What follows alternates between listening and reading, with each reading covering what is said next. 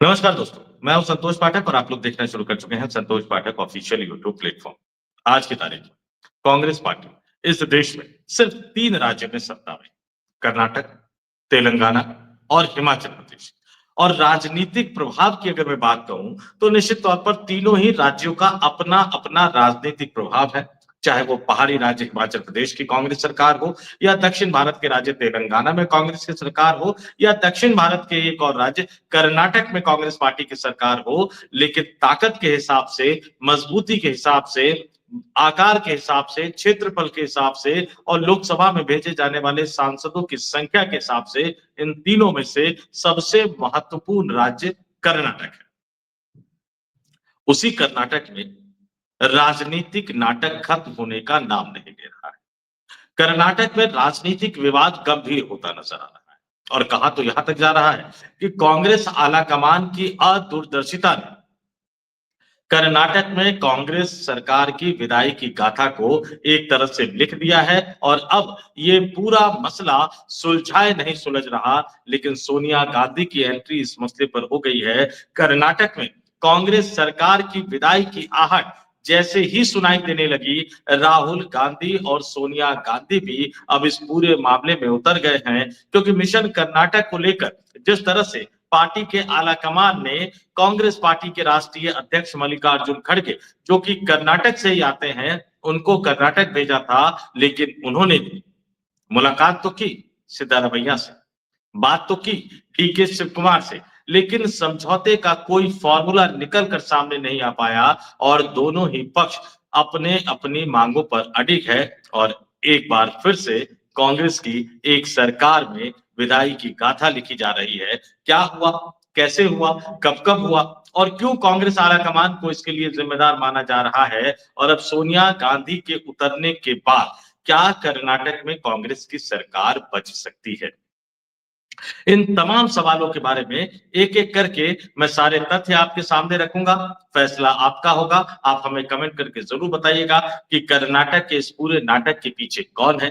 क्या वाक़ई कर्नाटक में ऑपरेशन लोटस चलाया जा रहा है या कर्नाटक में कांग्रेस आपसी अंतर विरोधों में ही फँसी हुई है और आपसी अंतर विरोधों के कारण ही उनकी सरकार की विदाई की कहानी लिखी जा रही है या इसके पीछे मामला कुछ और है? लेकिन उससे पहले आपसे एक अपील, आपसे एक आग्रह करूँ। कुछ महीने पहले हमने जब ये प्लेटफ़ॉर्म शुरू किया था, मैं नहीं जानता था कि मैं कितना कामयाब हो पाऊँगा। डिजिटल की इस दुनिया की समझ भी मुझे बहुत ज़्यादा नहीं थी, लेकिन धीरे-धीरे आप सबकी प्रेरणा से, सहयोग से मैं डिजिटल की दुनिया की इस दुनिया की बारीकियों को समझने लगा, थोड़ा बहुत सीखने की कोशिश करने लगा और मेरा जो सीखने का जो सिलसिला है, वह आज भी लगातार अनवरत जारी है और धीरे-धीरे ही सही अब हमारे परिवार का जो कारवां है, वो 1 लाख तक पहुँचने वाला है। यानी संतोष पाठक ऑफिशियल यूट्यूब प्लेटफ़ॉर्म 1 लाख के सब्सक्राइबर तक पहुँचने वाला है। थोड़ी-सी कमी रह गई है। तो इस थोड़ी-सी कमी को पूरा करने के लिए आगे आइए। जिस तरह से आपने अभी तक हमारा साथ दिया, सहयोग दिया, समर्थन दिया, पूरे समर्पण के साथ समर्थन दिया, आपसे अपील करूँगा कि आगे भी हमारे साथ बने रहिए। आपने खुद अगर अभी तक सब्सक्राइब नहीं किया तो हमारे इस यूट्यूब मंच को सब्सक्राइब कीजिए। अपने दोस्तों, अपने रिश्तेदारों से भी, अपने मित्रों से भी इसे सब्सक्राइब करने की अपील कीजिए, आग्रह कीजिए। हमारे वीडियो देखिए, पसंद आए तो ही लाइक कीजिए, शेयर कीजिए, ज़्यादा से ज़्यादा लोगों तक पहुँचाइए और मैं अपनी हर स्टोरी में जिस तरह की अपील करता हूँ, आप तमाम लोगों से वो अपील फिर करूँगा कि आप हमसे सहमत हो या असहमत हो, कमेंट करके हमें अपने विचारों से अवगत ज़रूर करवाते रहिए। तो आगे बढ़िए और हमारे इस परिवार के कारवां को 1 लाख पार तक पहुँचाने में मदद कीजिए, क्योंकि थोड़ी-सी कसर रह गई है। अब आते हैं बड़ी खबर पर। कर्नाटक के नाटक की इस बड़ी खबर पर। कर्नाटक में सरकार बनी। कर्नाटक में कांग्रेस पार्टी की सरकार बनी। भारतीय जनता पार्टी को चुनाव हराकर एचडी देवगौड़ा की पार्टी जनता दल सेकुलर को चुनाव हराकर और उसी समय ये कहा गया कि ढाई साल का फॉर्मूला तय किया गया है। यानी जो उस समय प्रदेश अध्यक्ष डी के शिव कुमार, उनको ये कहा गया कि फिलहाल आप उप मुख्यमंत्री बन जाइए। 2.5 साल बाद आपको मुख्यमंत्री बनाया जाएगा और सिद्धारमैया को मुख्यमंत्री का पद दिया गया। ये ठीक उसी तरह का फॉर्मूला था जिस तरह के फॉर्मूले के आधार पर राजस्थान में सचिन पायलट को उप मुख्यमंत्री बनाया गया और जिस तरह के फॉर्मूले के आधार पर छत्तीसगढ़ में सिंहदेव को उप मुख्यमंत्री बनाया गया, लेकिन राजस्थान में एक बार मुख्यमंत्री बनने के बाद अशोक गहलोत ने कुर्सी छोड़ी नहीं। छत्तीसगढ़ में एक बार मुख्यमंत्री बनने के बाद भूपेश बघेल ने कुर्सी छोड़ी नहीं। नतीजा ये हुआ कि विधानसभा चुनाव में दोनों ही राज्यों को हार कर सत्ता से बाहर होना पड़ा, क्योंकि उनकी अपनी सरकार 5 वर्षों तक अंतर विरोधों की शिकार रही। तो राजस्थान और छत्तीसगढ़ के बाद क्या अब कर्नाटक में कांग्रेस अपनी ही आपसी लड़ाई का खामियाजा भुगतने जा रही है? और आखिर ये ढाई वर्ष का फॉर्मूला क्या है और क्यों इस नए फॉर्मूले पर अभी ही एक तरह से रस्साकसी शुरू हो गई है, क्योंकि 2.5 वर्ष का कार्यकाल पूरा होने जा रहा है और डीके शिव कुमार कांग्रेस के आलाकमान को याद दिला रहे हैं कि आपने 2.5 वर्ष को लेकर जो हमसे वादा किया था, उस वायदे को पूरा करने का वक्त आ गया है। आप उस वायदे को पूरा कीजिए, यानी अब मुझे यानी डीके शिव कुमार को मुख्यमंत्री बनाइए। और डीके शिव कुमार के गुट की तरफ से लगातार ये बातें कही जा रही है और ये भी कहा जा रहा है कि प्रदेश अध्यक्ष के तौर पर कर्नाटक में कांग्रेस को सत्ता में लाने में डीके शिव कुमार ने महत्वपूर्ण भूमिका निभाई थी और विधायकों का जो बहुमत है वो उसी समय से डीके शिव कुमार के साथ था, आज भी डीके शिव कुमार के साथ ही है। सिद्धारमैया इस खेल को बखूबी समझते हैं, इसलिए सिद्धारमैया जो है अब मंत्रिमंडल फेरबदल की बात कर रहे हैं, संगठन में भी बदलाव की बात कर रहे हैं। वो कह रहे हैं कि संगठन को अब नया प्रदेश अध्यक्ष मिलना चाहिए और मंत्रिमंडल में भी फेरबदल करने का उनको मौका मिलना चाहिए।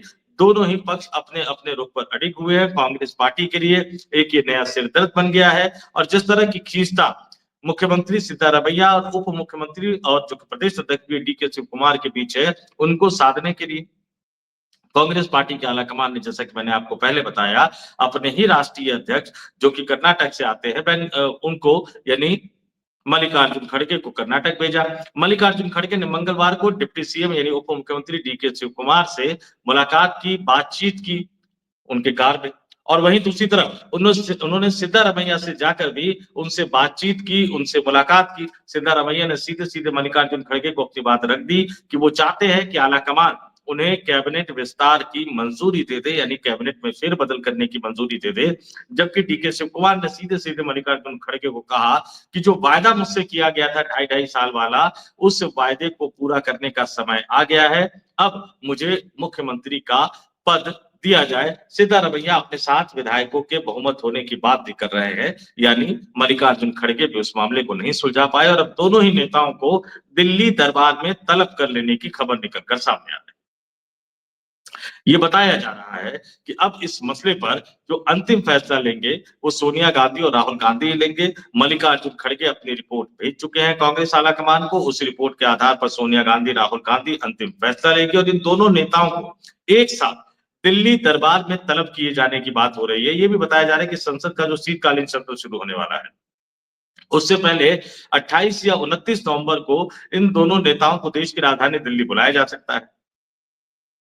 राहुल गांधी और सोनिया गांधी इन दोनों नेताओं से अलग-अलग मुलाकात कर सकते हैं या इन दोनों नेताओं से एक साथ भी मुलाकात की जा सकती है, या फिर तीसरा जो फॉर्मूला होगा कि इन दोनों नेताओं से पहले अलग-अलग बात करके इनके मसले को समझ लिया जाए और उसके बाद इन दोनों नेताओं को एक साथ बिठाकर समझौता करने का दबाव बनाया जाए। और उस समझौते का दबाव इसलिए बनाया जाए क्योंकि कर्नाटक की सरकार को बचाना भर नहीं है, क्योंकि उसके बाद जब 2.5 वर्ष बाद जब चुनाव होगा तो उस चुनाव में, चूंकि राजस्थान में कांग्रेस भुगत चुकी है, छत्तीसगढ़ में कांग्रेस भुगत चुकी है, तो वो नहीं चाहती कि कर्नाटक में लगातार 5 साल तक और खासतौर से आने वाले 2.5 साल तक सरकार अंतर विरोधों से घिरी रहे और जब विधानसभा का चुनाव आए तो कर्नाटक की जनता भारतीय जनता पार्टी के मुद्दों से कन्विंस होकर भारतीय जनता पार्टी को सरकार बनाने का न्योता न दे दे।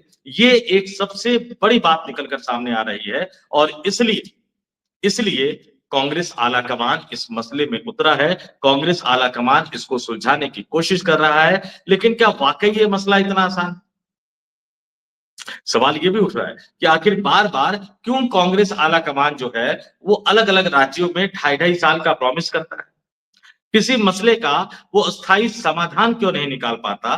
किसी मसले पर वो स्थायी फॉर्मूला क्यों नहीं निकाल पाता? और क्या मुख्यमंत्री का जो पद है, वो रेवड़ी की तरह का पद है कि आप उसको ढाई साल के खाँचे में उसको बाँटते रहिए अपने नेताओं के बीच में? क्यों? ताकि सरकार बनाने में आसानी रहे। लेकिन हमने देखा दो राज्यों में ये फॉर्मूला किस तरह से कांग्रेस पार्टी पर भारी पड़ा और अब जो कर्नाटक है वो इस मामले में टेस्ट केस है कि कांग्रेस आलाकमान कब तक अपनी गलतियों को दोहराता रहेगा, कांग्रेस आलाकमान की गलतियों का खामियाजा कब तक कांग्रेस पार्टी भुगतती रहेगी और एक के बाद एक राज्य में चुनाव हारकर सत्ता से बाहर होती रहेगी। कहने को तो कर्नाटक में लंबे समय से ऑपरेशन लोटस का आरोप लगाया जाता है, लेकिन यहाँ तो एक दूसरे तरह का खेल चल रहा है। और ये दूसरे तरह का खेल ही कांग्रेस आला कमान पर कई तरह के सवाल उठाता है और ये कांग्रेस आला कमान पर सवाल सिर्फ नेता ही नहीं उठा रहे, सिर्फ विरोधी दल ही नहीं उठा रहे, बल्कि कांग्रेस पार्टी को लंबे समय तक कवर करने वाले कई पत्रकार भी कांग्रेस पार्टी पर ये सवाल उठा रहे हैं। उनमें से कुछ पत्रकार जो सवाल उठा रहे हैं वो आपके सामने रखने की कोशिश कर रहा हूं। आदेश रावल आपने सुना होगा, मीडिया में काफी आते हैं, लगातार वो चर्चा में रहते हैं, कांग्रेस पार्टी को लेकर कई तरह के वो खुलासे करते हुए नजर आते हैं और उन आदेश रावल ने एक तरह से लिखा है सोशल मीडिया पर, एक्स पर, वो मैं आपको पढ़ के सुना देता हूं कि कर्नाटक में कांग्रेस के सामने संकट है कि 2028 में किसके चेहरे पर चुनाव लड़े, सिद्धारमैया, प्रियांक खड़गे, BK Hariprasad, MB Patil, KG George या डीके शिव कुमार। कांग्रेस में शामिल होने के बाद से सिद्धारमैया 13 साल विपक्ष के नेता रहे और 7.5 साल मुख्यमंत्री रहे, जिसमें वर्तमान का 2.5 साल का कार्यकाल भी आप जोड़ लीजिए। फिलहाल कांग्रेस के सिर्फ 3 राज्यों में सरकारें हैं, कर्नाटक, तेलंगाना और हिमाचल प्रदेश।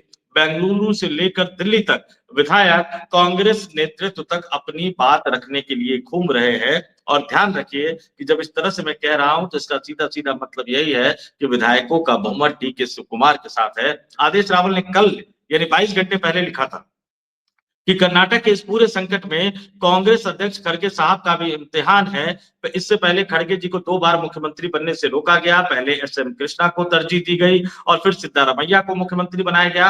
अब खड़गे 2.5 साल वाले फॉर्मूले की पैरवी करते हुए अपने कांग्रेस अध्यक्ष होने का एहसास कराएंगे या फिर एक बार फिर से सब कुछ आला कमान पर छोड़ देंगे, जिस आला कमान का हिस्सा खड़गे साहब खुद है, क्योंकि वो कांग्रेस पार्टी के वर्तमान राष्ट्रीय अध्यक्ष है। तो एक धर्म संकट की स्थिति जो है उनके लिए पैदा हो गई है। लेकिन कर्नाटक के नाटक पर लिखने वाले आदेश रावल इकलौते कांग्रेस बीट कवर करने वाले पत्रकार नहीं है, बल्कि एनडीटीवी में लंबे समय तक काम कर चुके, कांग्रेस पार्टी को, विदेश मंत्रालय को लंबे समय तक कवर कर चुके, जो अभी अपना डिजिटल प्लेटफॉर्म चला रहे हैं, उन्होंने भी कर्नाटक के इस नाटक पर अपनी बात को लिखा। उन्होंने भी कहीं ना कहीं कांग्रेस आलाकमान को एक तरह से कटघरे में खड़ा करने का प्रयास किया और कई सवाल उन्होंने पूछे कि कांग्रेस आलाकमान खुद ही जो है वो क्यों अपने पांव पर कुल्हाड़ी मारता हुआ नजर आता है, कांग्रेस आलाकमान खुद ही इस तरह के अलग अलग तरह के अजीब अजीब फॉर्मूले वो क्यों लेकर आता है, जिसका खामियाजा कांग्रेस की ही सरकार को भुगतना पड़ता है,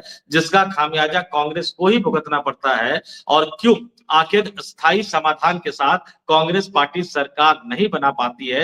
ये सवाल जो लगातार उठ रहे हैं, लगातार कहे जा रहे हैं, लगातार इसको लेकर कई तरह के सीधे सीधे मैं कह देता हूं कि आप इसको आरोप नहीं कह सकते, आप इसको विश्लेषण कह सकते हैं कि आखिर क्यों बार बार इस तरह की नौबत आती है, आखिर क्यों कांग्रेस पार्टी इस तरह के फॉर्मूले के साथ आगे बढ़ती है, जिस तरह के फॉर्मूले में उनके सामने सफल होने की कोई गारंटी नहीं दिखती, क्योंकि खुद राहुल गांधी एक बार कह चुके हैं कि कांग्रेस पार्टी में जो है वो चीफ मिनिस्टर सिंड्रोम है।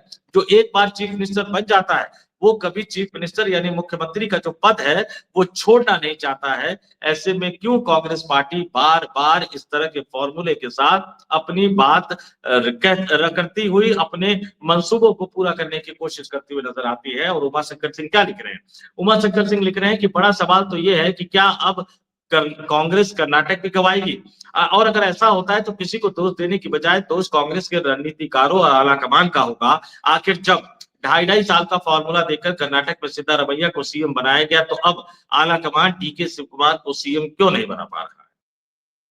वैसे कांग्रेस को बीजेपी नेतृत्व से ये सीखना चाहिए, वो सीएम बदलने का फैसला करता है और बिना हील हुज्जत के आराम से बदल देता है। निश्चित तौर पर ये कांग्रेस पार्टी में जो वर्किंग स्टाइल है काम करने का, उस पर उमाशंकर सिंह सवाल उठा रहे हैं, क्योंकि मुख्यमंत्री बदले जाने की कई घटनाएं हमने भारतीय जनता पार्टी के अंदर भी देखी है, लेकिन वहां इस तरह के बगावती सुर नजर नहीं आते, वहां इस तरह की बड़ी-बड़ी बैठकें कांग्रेस आलाकमान को नहीं करनी पड़ती है, बीजेपी आलाकमान को माफ कीजिएगा।